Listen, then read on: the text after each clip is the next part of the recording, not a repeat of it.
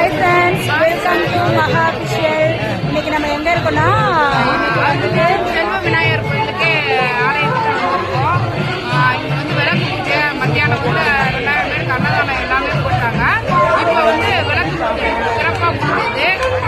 அனைவருக்கும் விநாயகர் இந்த வீடியோவை ஸ்கிப் பண்ணாம பாருங்க, ஓகேவா? எல்லார வீட்லயும் 2 குத்து விளக்கு தான் இருக்கும். எந்த வீட்லயும் ஒரு குத்து விளக்கு இருக்காது. அந்த 2 குத்து விளக்கு யார் வந்து பாத்தீங்கன்னா, ஒண்ணு வந்து மகாலட்சுமி, ஒண்ணு வந்து துர்கா சொல்லுவாங்க. தெரிஞ்சவங்க வந்து என்ன பண்ணுவாங்கன்னா, ஒரு விளக்குல வந்து துர்கை விளக்குல வந்து நல்லெண்ணெய் ஊத்தி வழிபாடு பண்ணுவாங்க. இன்னொரு விளக்குல வந்து பாத்தீங்கன்னா நெய் ஊத்தி வழிபாடு பண்ணுவாங்க. துர்கா லட்சுமி துர்கைக்கு எப்பவுமே வந்து பாத்தீங்கன்னா நல்லெண்ணெய் ஊத்தி தான் வழிபாடு பண்ணணும். இந்த ராவ கால நேரத்துல எல்லாம் வந்து பாத்தீங்கன்னா நல்லெண்ணெய் ஊத்தி துர்கையை வந்து வழிபாடு பண்ணா வெற்றி நிச்சயம். அதனால வந்து எப்பவுமே வந்து கடவுளுக்கு செய்யும் போது சரி, அது நல்ல பொருளா ஒரு ஆலயத்துக்கு வாங்கி கொடுக்கறதும் சரி, நம்ம வீட்டுல பயன்படுத்துறதும் சரி. அதே மாதிரி இந்த கற்பூரங்கள்லாம் வந்து பாத்தீங்கன்னா யூஸ் பண்ணக்கூடாது. பச்சை கற்பூரம் சொல்லுவாங்க, எல்லாம் கேள்விப்படுவீங்க. சக்கரை பொங்கலுக்கெல்லாம் பச்சை கற்பூரம் போடுவாங்க. அதுதான் எல்லா வீட்லயும் வந்து பச்சை கற்பூரம் பயன்படுத்தணும். இந்த பச்சை கற்பூரம் பயன்படுத்துறதால நம்மளுக்கு வந்து எல்லாமே வந்து பூஜைக்கு யூஸ் பண்றதெல்லாம் வந்து பாத்தீங்கன்னா நம்மளுக்குலாம் எல்லாமே ஒரு மூலிகை தான். ஹோமம் பண்றோம், ஹோமத்துல பண்ணும்போது உள்ள திரவியாவதி எல்லாம் போடுறாங்க. அதெல்லாம் எல்லாம் நம்ம அந்த சுவாசம் பண்ணும்போது என்ன ஆகும், நம்ம உடல்நிலை வந்து மாறும். அதனாலதான் இந்த பூஜைக்கு வந்து இந்த ஹோமங்கள் பூஜை எல்லாம் சொல்லுவாங்க. அதனால எந்த பூஜைக்கு பயன்படுத்தினாலும் சரி, சுத்தமான பொருளை பயன்படுத்தணும்.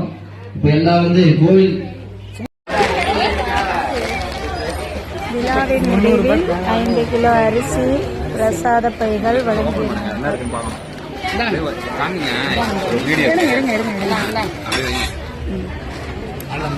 நானே சின்ன பேக் தான். நான் என்ன பிரசாதம் கொடுக்க போறாங்க நான் சொன்னேன்.